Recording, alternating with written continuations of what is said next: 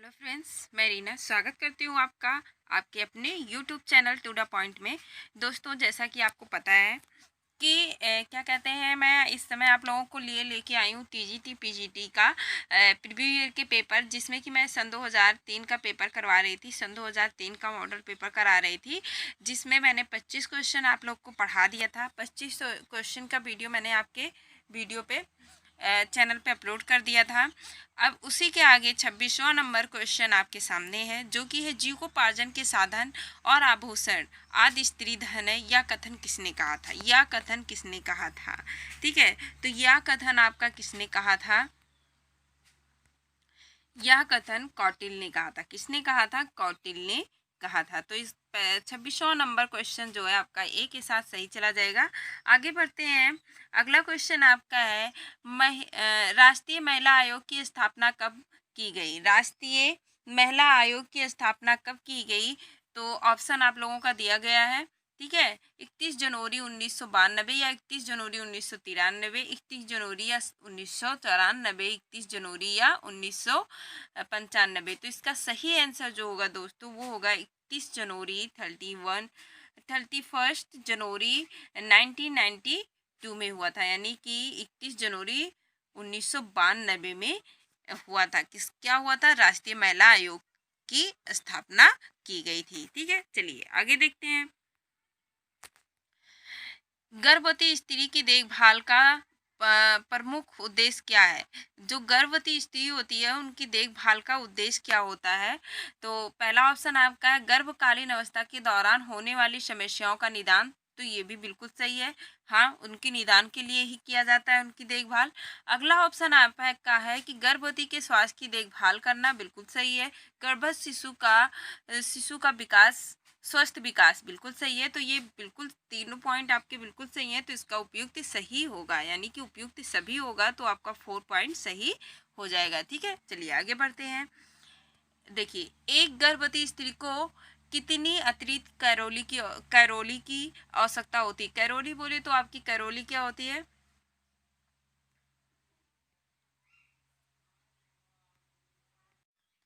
Calorie आपकी कितनी, यानी कि इन्होंने कहा एक गर्भवती स्त्री को कितनी अतिरिक्त कैलोरी की आवश्यकता होती है। तो कैलोरी 100 ग्राम कैलोरी की, कैलोरी बोले तो ऊर्जा की, ठीक, कैलोरी, या 300 कैलोरी, या 400 कैलोरी, या क्या कहते हैं 200 कैलोरी। तो सही ऑप्शन आपका क्या होगा कि एक गर्भवती स्त्री जो होती है, उसको जितना आपकी जो है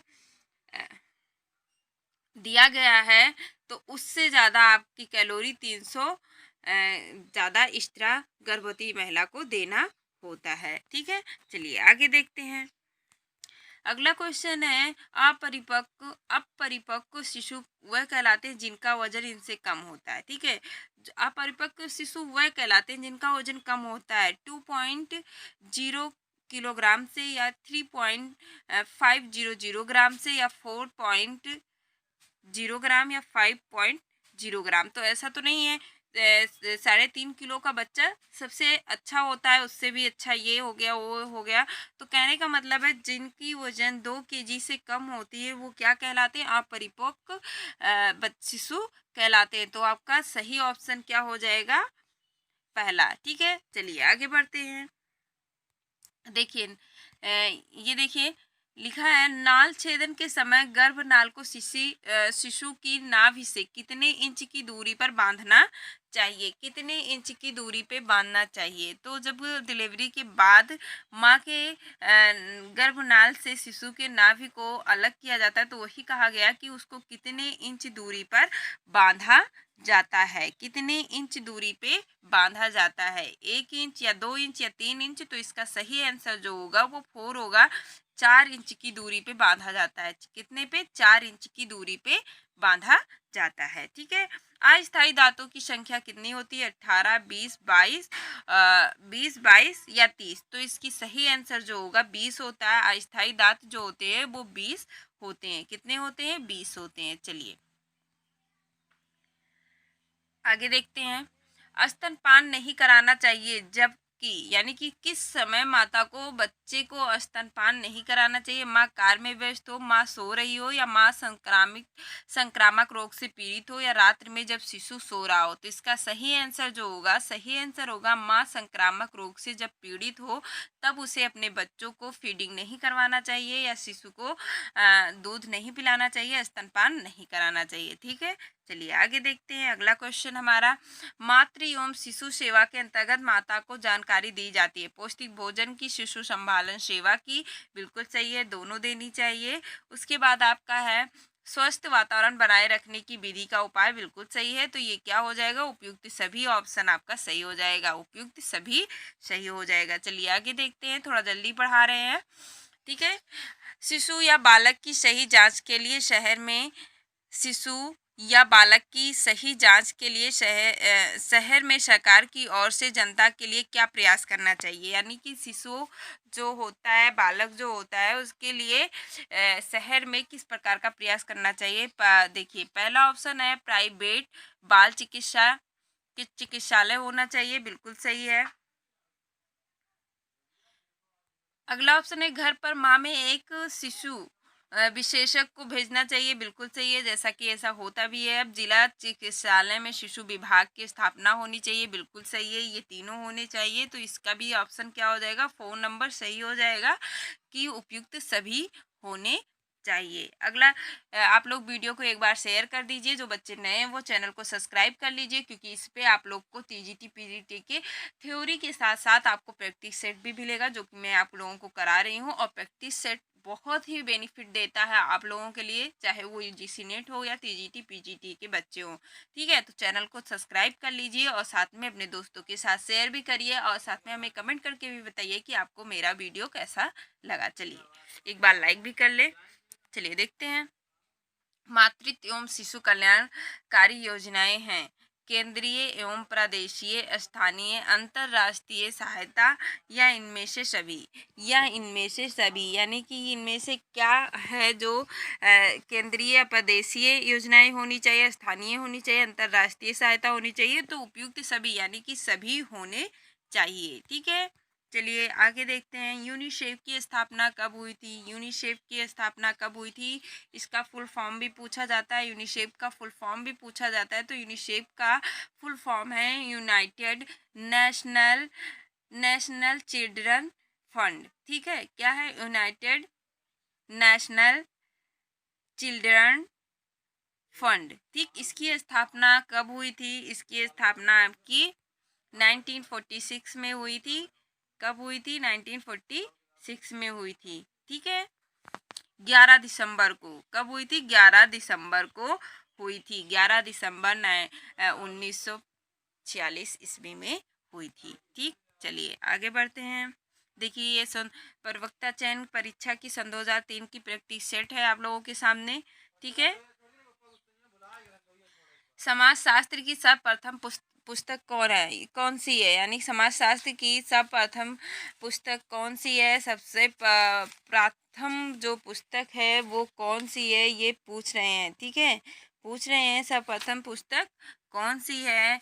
प्रिंसिपल ऑफ सोशल स्टडीज, या सोशोलॉजी इन क्रिटिकल आइस, ठीक आई, या प्रिंसिपल ऑफ सोशोलॉजी। तो इसका सही आंसर क्या होगा, प्रिंसिपल ऑफ सोशोलॉजी, यही समाजशास्त्र की सबसे पहली पुस्तक है। ठीक है, चलिए अगला देखते हैं, निम्न निम्न में से समाजशास्त्र की एक विशेषता कौन सी है। निम्न में से समाजशास्त्र की एक विशेषता कौन सी, या अनुश्रावित है, या वस्तुनिष्ठ है, या बहुमूल तटस्थ है, या अनुमान विषयक है। तो इसका सही आंसर जो होगा, या वस्तुनिष्ठ एक विषय है। समाजशास्त्र क्या है, एक वस्तुनिष्ठ सिद्धांतों पे बना हुआ विषय है। ठीक, भग्नाशा उत्पन्न करने वाले कारक क्या हैं, आर्थिक है, सामाजिक है, प्राकृतिक है, इनमें से सभी।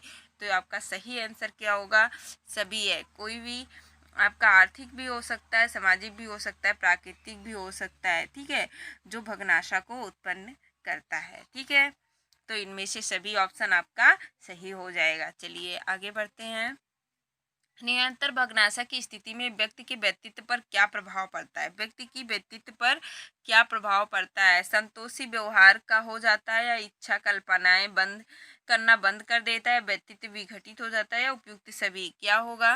तो इसका सही आंसर होगा कि उसका व्यक्तित्व विघटित हो जाता है। जब लगातार व्यक्ति भग्नाशा की स्थिति उसके अंदर बनी रहती है तो उसका व्यक्तित्व क्या होता है? विघटित हो जाता है। तो 3 के साथ ये सही चला जाएगा। ठीक, चलिए आगे बढ़ते हैं। देखिए, परिवार शब्द इनमें से किस लैटिन शब्द से लिया गया है? ठीक है, इन्होंने पूछा है परिवार शब्द की उत्पत्ति किससे हुई है, लैटिन भाषा के किससे उत्पत्ति हुई है? तो इसका सही आंसर जो होगा फामुलेस से होगा, यानी कि जो है 3 नंबर इसका सही चला जाएगा। फामुलेस से इसकी उत्पत्ति फैमिली की हुई है। ठीक, परिवार, अगला क्वेश्चन देखते हैं। परिवार निम्न में से किस समूह में आता है? परिवार निम्न में से प्राथमिक समूह, द्वितीयक समूह, तृतीयक समूह या उपयुक्त में से कोई नहीं? तो सबको पता है कि परिवार क्या आता है। परिवार क्या आता है? परिवार प्राथमिक समूह में आता है। किस में आता है? प्राथमिक समूह में आता है। ठीक है, जब बच्चा जन्म लेता है उसके बाद उसका समूह क्या होता है? एक परिवार होता है। तो वो प्राथमिक समूह में ही आता है। चलिए आगे बढ़ते हैं। देखिए, वह विवाह जिसमें स्त्रियां युद्धोपरांत जीत कर लाई जाती हैं, वह विवाह क्या कहलाता है? देखिए, मैंने आपको विवाह के डिटेल यानी विवाह कितने प्रकार के होते हैं सारे मैंने जो इससे पहले आपकी वीडियो TGT का मैंने अपलोड किया था, उसके कमेंट बॉक्स में मैंने आपको पूरा डिटेल दे दिया है, आप उसको देख लीजिएगा। तो इससे क्या कहते हैं, वह विवाह क्या होता है? आप लोगों ने टीवी सीरियल में भी देखा होगा, जब क्या होते हैं कि जो वो राक्षस विवाह कहलाता है। क्या? राक्षस विवाह कहलाता है, क्योंकि इसमें क्या होता है कि वो युद्ध में स्त्रियों को जीत कर लाते हैं। ठीक है, चलिए अगला देखते हैं। शरीर की सूक्ष्मतम इकाई, जीवित इकाई क्या है? तो आप सबको पता है कि शरीर की सूक्ष्मतम इकाई क्या है? कोशिका है। क्या है? कोशिका है। ठीक है, शरीर की सबसे जीवित और क्या कहते हैं सूक्ष्मतम इकाई कोशिका होती है। ठीक, कोशिका अगर आप लोग पढ़ना चाहते हो तो मैं मेरे प्लेलिस्ट में जाइए 11 की क्लास में, वहाँ पे आपको पूरी डिटेल में मिल जाएगी। ठीक है, चलिए आगे देखते हैं। असंख्य छोटी छोटी इकाइयों को जो धारियों के शरीर की रचना करती है का नाम सर्वप्रथम कोशा रखा गया। इसका श्रेय किसका है? यानी कि कोशिका की खोज किसने की थी? शायद आप लोग को पता होगा, रॉबर्ट ब्राउन ने क्या किया था? रॉबर्ट ब्राउन ने कोशिका केंद्रक की खोज की थी। जो कोशिका में केंद्रक होती है उसकी खोज की थी। कोशिका की खोज रॉबर्ट हुक ने की थी, यानी कि सर्वप्रथम इन्होंने ही कोशिका की खोज रखी और उसको क्या नाम दिया था? इन्होंने कोशा रखा था। क्या रखा था? कोशा रखा था। ठीक है, तो रॉबर्ट हुक के साथ आपका ये क्वेश्चन सही चला जाएगा। चलिए आगे बढ़ते हैं। शरीर में अस्थियों की उपयोगिता है क्योंकि यह शरीर को आकृति तथा गति प्रदान करती है। बिल्कुल सही है। ठीक है, शरीर के भीतर कोमल अंगों की सुरक्षा प्रदान करती है। बिल्कुल सही है। शरीर को दृढ़ता प्रदान करती है। बिल्कुल सही है। उपयुक्त सभी, यानी कि आपकी सभी इसमें सभी ऑप्शन सही होगा। वो शरीर को गति प्रदान करती है। ठीक है, आकृति प्रदान करती है। शरीर के अंदर जो आपके कोमल अंग हैं उनकी सुरक्षा भी करती है। शरीर को दृढ़ता भी प्रदान करती है। तो ये सारे ऑप्शन आपके सही हो जाएंगे। तो इसका क्या होगा? उपयुक्त में से सभी हो जाएंगे। चलिए आगे देखते हैं। खोपड़ी में कुल कितनी हड्डी होती है? सबको पता है कि खोपड़ी में कुल कितनी हड्डी होती है? खोपड़ी में कुल कितनी हड्डी होती है, ये आपसे पूछ रहे हैं। देखिए, खोपड़ी में कुल कितनी हड्डी होती है? तो सबको पता है कितनी होती है। खोपड़ी में 22 हड्डियां होती हैं। खोपड़ी में कितनी? 22 हड्डियां होती हैं। संधि कौन सी पाई जाती है? अचल संधि पाई जाती है। ठीक है, पेशियों के सिरे अस्थियों से किसके द्वारा बंधे होते हैं?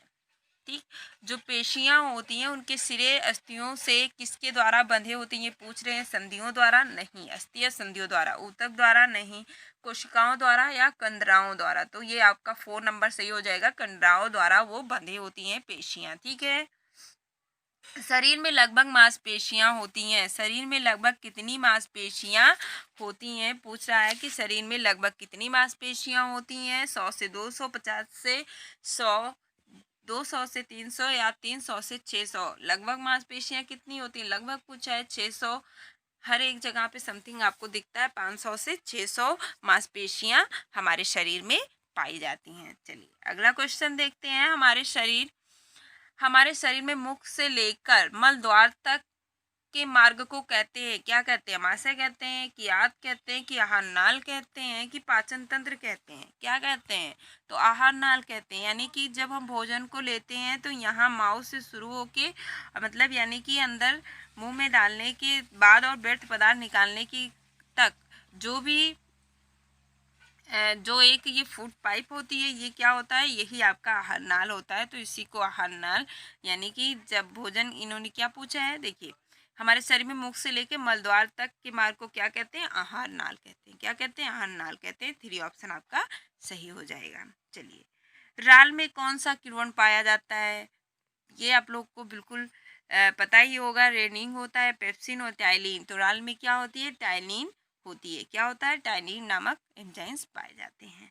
चलिए, शरीर को तुरंत ऊर्जा प्रदान करने वाला पोषक तत्व क्या है, ये भी आप लोग को बहुत इजी सा क्वेश्चन है। प्रोटीन है कि वसा है, कार्बोहाइड्रेट, खनिज है, क्या है, तो इसका सही आंसर कार्बोहाइड्रेट है। शरीर को तुरंत ऊर्जा प्रदान करने वाला तत्व कार्बोहाइड्रेट होता है। ठीक है, हमें संतुलित आहार लेना चाहिए क्योंकि वो क्या होता है, स्वादिष्ट होता है, इससे स्वास्थ्य ठीक रहता है। इसमें आहार संबंधी समस्त आवश्यकताएं पूरी हो जाती हैं या इससे सौंदर्य में वृद्धि होती है। क्या होती है, सौंदर्य में वृद्धि होती है क्या, नहीं। इसमें क्या होता है, आहार संबंधी जो समस्त आवश्यकताएं होती हैं वो पूरी हो जाती है संतुलित आहार लेने से। तो 3 नंबर आपका सही हो जाएगा। ठीक है, आगे बढ़ते हैं। धान के कूट जाने से पौष्टिक तत्व नष्ट हो जाता है। जब हम धान को कूट लेते हैं, ठीक है, उसकी कुटाई करवा लेते हैं, उसकी पॉलिश करवा देते हैं, तो उसमें क्या नष्ट होता है, प्रोटीन व वसा, कैल्शियम, क्या फास्फेट, यह थायमिन निकोटिनिक एसिड। आपका बिल्कुल सही आंसर है। थायमिन निकोटिनिक एसिड जो होती है, जो आप चावल का परत उतारते हो तो अगर हाथ से ऐसे उसकी छिलके उतारो तो येलो कलर का दिखाई देता है, कुछ पीला सब चावल होता है, तो वो क्या होता है, आपका थायमिन निकोटिनिक एसिड होता है। लेकिन जब वो मोई उसकी कुटाई कराते हैं, उसके ऊपर पालिश कर चढ़ा लेते हैं, तो क्या होता है कि उसका ये जो ये भाग है थायमिन निकोटिनिक एसिड, ये खत्म हो जाता है। तो इसका सीधी ऑप्शन आपका सही हो जाएगा। ठीक है, चलिए आगे बढ़ते हैं। अधिक तीव्र मादक पदार्थ क्या है, सबसे तीव्र मादक पदार्थ क्या होता है, आपका सब लोग को पता है। सबसे तीव्र क्या होता है, अफीम होता है। क्या होता है, अफीम होता है, जो नाक से लेते हैं वो क्या कहते हैं, तो ये सबसे नाक से लेके एक बूंद भी अगर उससे नाक से लिया जाता है तो वो बहुत तेज नशा करता है। तो सबसे तीव्र मादक पदार्थ क्या होता है, अफीम होता है। चलिए आगे बढ़ते हैं। किस मसाले से प्रोटीन डी व कैरोटीन की प्राप्ति होती है, किस मसाले से पूछा गया है। मसाला, हरी मिर्च, हल्दी, हरी मिर्च, जीरा, सौंफ। तो आप सबको पता है कि हरी मिर्च से हमें क्या होता है, विटामिन डी और प्लस कैरोटीन प्राप्त होता है। ठीक है, चलिए आगे बढ़ते हैं। वह अंग जो रक्त को अवशिष्ट पदार्थों को शरीर से बाहर निकालता है, जो क्या कहता है, वह अंग कौन सा होता है जो रक्त में से जो अवशिष्ट पदार्थ होते हैं उनको बाहर निकालता है। श्वसन अंग होता है, उपसर्जी अंग होता है, पाचन अंग, या इनमें से कोई नहीं। क्या होता है कि श्वसन अंग होता है। क्या होता है, श्वसन अंग होता है। फेफड़ों में ही रक्त की शुद्धिकरण होती है। किस में होती है, फेफड़ों में ही रक्त की शुद्धिकरण होती है। ठीक है, एक सेकंड, नहीं, ये उपसर्जी अंग है। ठीक है, सॉरी मिस्टेक हो गया था, उपसर्जी अंग है। उपसर्जी अंग वह अंग, अच्छा, वह अंग जो रक्त को अवशिष्ट पदार्थों को शरीर से बाहर निकालता है। अच्छा, बाहर निकालने की बात कर रहा है तो सेवर सी बात है, आपका उपसर्जी अंग ही होगा जो शरीर से व्यर्थ पदार्थों को शरीर से बाहर निकालता है। तो आपका उपसर्जी अंग यानी कि दूसरा नंबर सही हो जाएगा। अगला क्वेश्चन देखते हैं। मूत्र निष्कासन की आवश्यकता का अनुभव होने से पूर्व मूत्राशय से लगभग कितना मिली मूत्र एकत्र हो जाता है। इन्होंने कहा कि जब मूत्र विसर्जन की आवश्यकता का अनुभव होता है उस समय हमारे जो मूत्र थैली होती है उसमें कितने मिलीलीटर मूत्र एकत्र होता है, इन्होंने ऐसा पूछा है। क्वेश्चन आपका है तो 200 से 250 मिलीलीटर, बिल्कुल सही। पहला ऑप्शन आपका बिल्कुल सही है। 2 मिलीलीटर से आपका 250 मिलीलीटर मूत्र एकत्र होने के बाद ही मूत्र निष्कासन की अनुभूति होती है। ठीक है, चलिए आगे बढ़ते हैं। श्वेत रक्त कणिकाएं किस आकार की होती हैं? किस आकार की होती हैं? गोल होती हैं, चपटी होती हैं, अनियमित आकार की होती हैं, बेलनाकार होती हैं? तो अनियमित आकार की होती हैं। ठीक है, चलिए आगे बढ़ते हैं। रुधिर की शुद्धि किस अंग में होती है? रुधिर की शुद्धि किस अंग में होती है? तो पाचन तंत्र में, या फुफ्फुस में, श्वसन प्रणाली में, या क्या कहते हैं, हृदय में। ठीक, तो किस में होती है श्वसन प्रक्रिया, शुद्धिकरण किस में होती है? तो आपकी श्वसन प्रणाली में होती है। ठीक है, चलिए आगे बढ़ते हैं। एक ऐसा विशेष प्रकार का श्वसन जिसमें वक्ष की गतियां बहुत अधिक बढ़ जाती है, प्रश्वसन, निश्वसन, प्रापोषित श्वसन, या स्वस्थ श्वसन। तो आपका इसमें प्रापोषित जो श्वसन होती है, इसमें श्वसन की गति बहुत तीव्र हो जाती है, तो तीसरा नंबर आपका सही हो जाएगा। श्वसन की सही आंसर इसका होगा 4 सेकंड लगता है, 4 सेकंड लगता है श्वसन की प्रक्रिया पूरी होने में। ठीक है, तो 4 नंबर सही चला जाएगा। अगला क्वेश्चन देखते हैं, न्यूरॉन क्या है? न्यूरॉन क्या है? एक प्रकार की तंत्रिका है? जी नहीं। तंत्रिका कोशिका में पाए जाने वाला द्रव्य है? जी नहीं। यह सूत्र सहित तंत्रिका कोशिका है? बिल्कुल सही आंसर। क्या न्यूरॉन क्या होता है? तंत्रिका कोशिका को न्यूरॉन कहा जाता है, तो आपका तीसरा नंबर सही हो जाएगा। ठीक है, चलिए आगे देखते हैं अगला क्वेश्चन। मस्तिष्क की तीनों झिल्लियों को संयुक्त रूप से कहते हैं, क्या कहते हैं? जो मस्तिष्क की आपकी होती है, संधि होती है, उसे क्या कहते हैं? सॉरी, झिल्ली को क्या कहते हैं? सर युगम कहते हैं या फीमर कहते हैं? नहीं, फीमर तो नहीं होता है। मेडिनीसी में मेनिनिडीज या माइलिन क्या होता है? तो इसका सही आंसर होगा मेनिनिडीज, यानी कि तीसरा ऑप्शन आपका सही हो जाएगा। जो मस्तिष्क की जो तीनों झिल्लियां होती है उसे क्या कहते हैं? मेनिनिडीज कहते हैं। ठीक, तीसरा ऑप्शन आपका सही हो जाएगा। ठीक, अगर आपको मेरी वीडियो पसंद आई हो तो प्लीज़ इसको लाइक करिए, अपने दोस्तों के साथ शेयर करिए, उन सभी बच्चों को जो आने वाली वैकेंसी में अपना सीट बुक करना चाहते हैं, वो हमारे चैनल को सब्सक्राइब करें और अपने दोस्तों के साथ शेयर भी करें। अगली वीडियो में इसी जो सन 2003 के मैं मॉडल पेपर, इसमें से ही कुछ क्वेश्चन, यानी कि हमने बताया था 85 क्वेश्चन आपके जो आते हैं, उसमें से आपको अभी कुछ क्वेश्चन जो बचे हुए हैं, मैं उस क्वेश्चन को आपके सामने लेके आऊँगी। तब तक के लिए बाय बाय। अगली वीडियो में फिर मिलते हैं। Bye bye.